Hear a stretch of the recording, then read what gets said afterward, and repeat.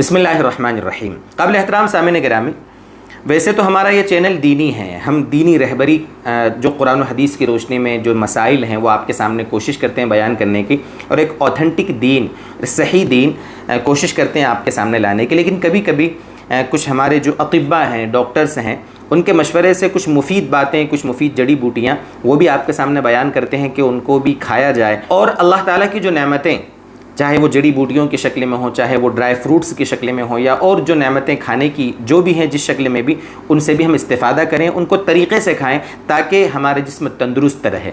तो गाहे गाहे हम कोशिश करते हैं आपके सामने लाने की। उसी सिलसिले के कड़ी ये है, आज आपके सामने हम पनीर बूटी के फ़वाइद। पनीर बूटी मशहूर है। अभी हम एक जगह मेहमान गए थे, एक जगह मेहमान बनकर वहाँ खाना खा रहे थे, तो हमारे जो मेज़बान थे बात बात में वो फरमाने लगे, काफ़ी एक तजुर्बाकार शख्स थे, कहने लगे एक साहब के बारे में हमने मुज़ाकरा किया कि उनको शुगर हो गई, हमारे दोस्त हैं, ऐसा वैसा कुछ बात निकली, तो वो फरमाने लगे कि अगर शुगर हो गई है तो उसके लिए पनीर बूटी आप उनको क्यों नहीं खिलाते। तो जब उन्होंने ये कहा तो मैंने उनसे तरीक़ा पूछा, रिसर्च की। हमारे एक हकीम दोस्त हैं हमारे, उनसे हमने रहबरी हासिल की कि भाई क्या मसला है, उसका खाने का तरीक़ा क्या है और उसके क्या क्या फ़वाइद हैं। तो उन्होंने काफ़ी ताजुब का इजहार किया और कहने लगे आपको पनीर बूटी के फ़वाइद नहीं मालूम, कितनी मुफीद चीज़ है। मैं बाकायदा लेकर आया आपके लिए, आपको, ताकि उसकी शक्ल भी बता दूँ। हालांकि वो नेट पर भी मिल जाएगा, आप उसके फ़ोटो भी देखेंगे। तो ये देखिए, ये आपके सामने, ये पनीर बूटी इनको कहा जाता है, शायद आप देख रहे हो। ये है वो फूल, पनीर बूटी के फूल कहा जाता है इनको, ये पनीर बूटी के फूल कहलाते हैं। पनीर डोडा भी इनको कहा जाता है, पनीर बूटी के फूल भी कहा जाता है। तो ये है वो पनीर बूटी। ये जो पनीर बूटी के फूल है ना, कई बीमारियों में मुफीद है। मैं इंशाल्लाह आपको खाने का तरीक़ा भी बताऊंगा, किन बीमारियों में मुफीद है जो हमको हकीम साहब ने बताया था वो भी बताऊंगा, और किन लोगों को इन्हें नहीं खाना चाहिए वो भी इंशाल्लाह आपको बताऊंगा, और ख़ास तौर से किस बीमारी में ज़्यादा मुफीद है इंशाल्लाह वो भी आपके सामने बताऊँगा। तकरीबन 7 चीज़ें हमने नोट की हैं मुअतबर हुकमा के मशवरे से कि इन चीज़ों में ये पनीर बूटी के फूल बहुत मुफीद होते हैं। किन बीमारियों में मुफीद होते हैं पहले वो समझ लें, इंशाल्लाह फिर खाने का तरीक़ा भी बताता हूँ। मैं कोई हकीम नहीं हूँ, छोटी मोटी चीज़ें जो कुछ मुझे इल्म की रोशनी में या अपने डॉक्टर या अतिब्बा जो डॉक्टर्स होते हैं उनके मशवरे से जो चीज़ें हासिल हो जाती हैं, सोचता हूँ कि उससे आप भी फ़ायदा उठा लें, इसलिए आपके सामने बयान कर देता हूँ। बहुत से लोग हकीम साहब करके कमेंट कर देते हैं, भाई मैं हकीम नहीं हूँ। आप जो काम की चीज़ें ऐसी जो दूसरों के लिए मुज़िर नहीं है, कोशिश करता हूँ आपके सामने बता दूँ, बस और कुछ नहीं। देखिए, सबसे बड़ा फ़ायदा ये जो पनीर बूटी के फूल इनको खाने का है, शुगर को कंट्रोल करती है। ये बहुत सारे शुगर वाले मरीज़ परेशान हो जाते हैं, दवाइयाँ खाते हैं रोज़ाना, इंसुलिन वगैरह पता नहीं क्या क्या। तो दोस्तों बुज़ुर्गों, आप इसका पाबंदी से सेवन करें, इसको खाने की आदत डालें आप। ये पनीर बूटी के जो फूल हैं, मैं तरीक़ा बता रहा हूँ इंशाल्लाह आपको। शुगर को कंट्रोल करती है। नंबर 2, मैदे को ताकत देती है। आजकल हर 3 में से 2 लोग मैदे की बीमारी के एतबार से परेशान हैं, तो मैदे को मजबूत करती है। यानी बहुत सी चीज़ें जो हम खा लेते हैं और हज़म नहीं होती ना, तो मैदा जब ताकतवर होगा तो वो सारी चीज़ों को हज़म करने लगेगा, तो ये मैदे को ताकत देती है। नंबर 3, उपहार, मैदे में उपहार, भारीपन जो हो जाता है उसको कम करने में और कमी लाने में बड़ी मुआविन होती है ये। नंबर 4, बदहज़मी, एसिडिटी, पेट दर्द, यानी पेट के निज़ाम को दुरुस्त करने में इस फूल का बड़ा अहम किरदार होता है। इसी तरीके से नंबर 5 पर जिल्दी अमराज, जिल्दी यानी स्किन प्रॉब्लम जो होती है ना, स्किन प्रॉब्लम, मुहासे है, झाइयाँ हैं, इसी तरीके से और भी जिल्द के एतबार से, साफ़ करने के एतबार से ये बहुत मुफीद है। ये 5वीं चीज़। नंबर 6 पर बढ़े हुए कोलेस्ट्रोल को ये मुतवाज़िन करती है, मुतदिल करती है। कोलेस्ट्रोल बढ़ जाता है ना, जिसमें नसें चौक हो जाती हैं, फिर अटैक की प्रॉब्लम आती है, पता नहीं क्या क्या, बहुत सारी बीमारियां उसकी वजह से होती हैं। तो कोलेस्ट्रोल को मुअतदिल करने में ये फूल बड़ा अहम किरदार अदा करते हैं। और नंबर 7, मोटापे का इलाज है। पाबंदी से इसको खाया जाए तो जिस्म की जो फासिद और ज़ायद चर्बी है उसको पिघलाने में और जिस्म को वापस एक गठीला बनाने में बड़ा अहम इसका किरदार होता है। क़ुव्वत बाह के एतबार से भी ये मुफीद है। मुग़ल्लिज़ है, जो समझदार लोग समझते होंगे कि मुग़ल्लिज़ का मतलब क्या होता है। बहरहाल ये मुफीद चीज़ है। अब रह गया खाने का तरीक़ा, खाना कैसे है और कौन से लोगों को नहीं खाना चाहिए, एहतियात करना चाहिए, दोनों चीज़ इंशाल्लाह समझें आप।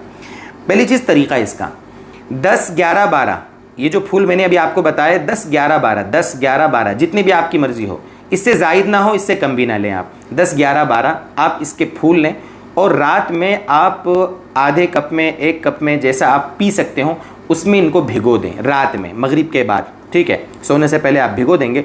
उसके बाद सुबह क्या करें कि ये जो फूल हैं इनको अच्छे से निचोड़ लें, क्योंकि वो पानी में जज्ब हो गए होंगे, उनको निचोड़ लें। ये पानी भी कड़वा हो गया होगा और इसका जो रस निकलेगा फूलों का वो भी कड़वा हो गया होगा। वो कप, आधा गिलास जिसमें भी आपने भिगोया है, आप अच्छे से उनको निचोड़ कर, कपड़ा ले लें आप मलमल का या बारीक सा कपड़ा, उसके ज़रिए से निचोड़ लें। बहरहाल कुल मिलाकर ये रात भर ये जो फूल पानी में भिगे हुए थे, वो पानी और इनका निचोड़ा हुआ पानी, ये दोनों मिलाकर हमको वो पी लेना है खाली पेट सुबह को, और उसके आधे 1 घंटे के बाद आपको नाश्ता करना है। भले आधा घंटा कम से कम रुक जाए, उसके बाद नाश्ता कर लें। अब दोस्तों, जहाँ तक इसके कड़वे होने की बात है, आप इतनी बड़ी बीमारी में उसको ले रहे हो और कितनी दवाई और कितने पैसे खर्च कर रहे हो। हालांकि ये तो काफ़ी सस्ती चीज़ है।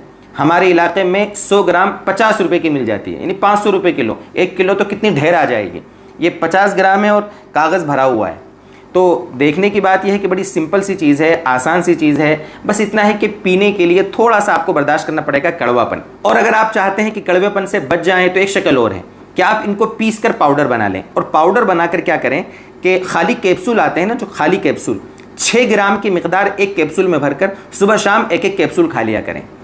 एक तरीका ये भी उसका, इसमें कड़वेपन से भी आप बच जाओगे। सुबह और शाम, सुबह शाम मतलब सुबह खाली पेट और रात को सोने के वक्त, इस तरीके से भी आप कर सकते हैं। तो ये आप अगर इसका बेहतर रिजल्ट चाहते हैं तो आप कम से कम 1 महीना, ज़्यादा से ज़्यादा 3 महीने तक मुसलसल इस काम को करें। इंशाल्लाह आप देखोगे कि आपके जिस्म में खातिर खाह तब्दीलियाँ महसूस होगी। आपको जिस्म मजबूत होगा, हाजमा मजबूत होगा, पेट दर्द में और भी मोटापे में, शुगर में, बहुत सारी चीज़ों में आपको आपका बैलेंस बन जाएगा इंशाल्लाह। किन लोगों को ये इस्तेमाल नहीं करना चाहिए, किन के लिए मुज़िर है, तो उसमें हैं टीबी के जो मरीज़ हैं, जिनको टीबी की बीमारी है, वो इसको इस्तेमाल ना करें। दूसरे जिनको निमोनिया हो जाता है, निमोनिया, वो भी इसको इस्तेमाल नहीं करेंगे, ठीक है। सर्दी खांसी वाले जो दायमी मरीज़ होते हैं या जिनको अभी बीमारी है, वो इसको न खाएं, इग्नोर करें। इसी तरीके से नज़ला, ज़ुकाम, ठीक है, जैसे बताया, सीने में इन्फेक्शन, सीने में जिनको इन्फेक्शन हो तो वो लोग भी इसको इस्तेमाल ना करें, उनके लिए मुज़िर है। बाकी जो नॉर्मल इंसान हैं जिनको ये बीमारियां नहीं हैं, टीबी की, सर्दी ज़ुकाम की, इसी तरीके से निमोनिया की, वो इसको इस्तेमाल करें। इंशाल्लाह इसके रिज़ल्ट आप देखेंगे। हमें भी दुआओं में याद रखें, और अगर कोई शुगर का ऐसा मरीज़ है आप उसको भी बताएं, इंशाल्लाह ये मुफीद चीज़ होगी। अच्छा, एक चीज़ यहाँ पर बता दूँ कि बहुत से लोग दूसरी दवाइयाँ शुगर की ऑलरेडी खा रहे होते हैं, वो इसको साथ में इस्तेमाल करेंगे तो चूँकि डबल डोज हो जाएगा तो शुगर का लेवल बहुत कम हो सकता है। आपको शुगर यानी बढ़ने के बजाय और घटना शुरू हो जाएगी। इसलिए कोई भी एक इलाज करें। अगर आप दूसरा इलाज कर रहे हैं उसको थोड़ी देर के लिए आप भरोसा करें, हफ्ते 15 दिन के लिए आप स्टॉप करें और इसको खाना शुरू करें और देखें कि बराबर फ़ायदा हो रहा है तो आप जारी रखें, इंशाल्लाह फ़ायदा महसूस होगा आपको। तो एक ही को इलाज करें। हमारे दोस्त को हमने कहा कि भाई आप ये ले लीजिए, तो उन्होंने दूसरी दवाइयाँ बंद नहीं की और उनका शुगर लेवल बहुत कम हो गया।